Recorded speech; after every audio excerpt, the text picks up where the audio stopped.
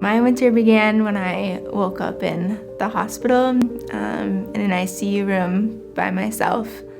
You know, you can't move, you can't speak, you're covered in stitches and casts, and you have no idea how I got there, or I had no memory of what happened to me. We started off early in the morning, got to the boat excursion place about sometime between 8:30 in the morning. We were just getting the directions from the captain on what we were going to be seeing and doing, and then I was out of the boat. It was the summer of 2018, and we went to the Bahamian island of Exuma. And just like everybody else does when you go to a place like that, we had gone on a touristy type excursion on a boat that was supposed to bring us around on a half-day tour. I thought that it had just been me thrown from the boat. Then I was taking the whole scene in, and that's when I could see what happened. 3 minutes into it, the boat exploded right beneath my seat. Could see everybody except Stefanie. So that's when when the panic set in.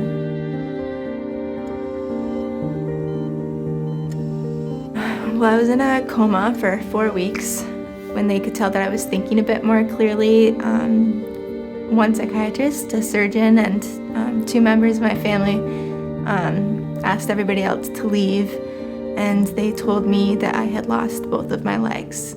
But I didn't believe them. I believed them for about 5 minutes, maybe. I cried for a minute, and then, denial sort of sets in. One night, in the middle of the night, I asked someone who was sitting watching me that night, I asked them to go to my phone, and I actually was Googling my own name, and I read all of the articles that had been posted, and I watched the video that had been taken of the accident, and that's when it hit me. I was like, I lost my legs, that's when it became real.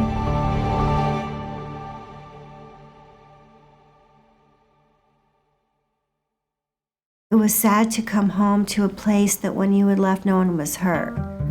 And then the surgeries just continued. Her surgeries went on till about a year ago.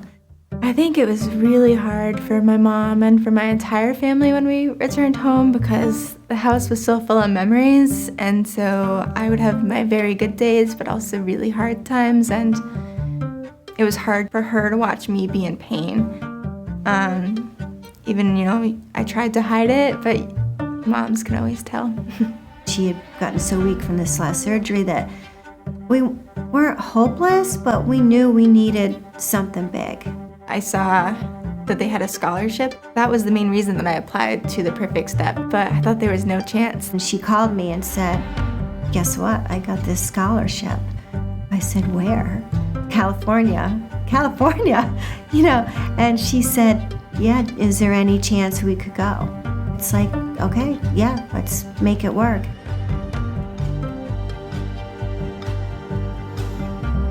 They helped me understand sort of my injury a lot and understand what movements help and why.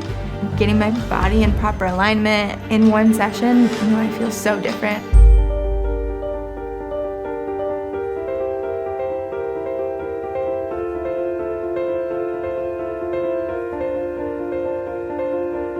I left here that summer walking again with crutches, so knowing that I can walk with crutches, not that I always do, but knowing that I can, and that I've worked hard for it, it was just a goal I really wanted to meet, and they helped me get there. Because it became more about not just her physical recovery, it was like watching her become not just okay from her injuries, more than okay. It was like she was thriving.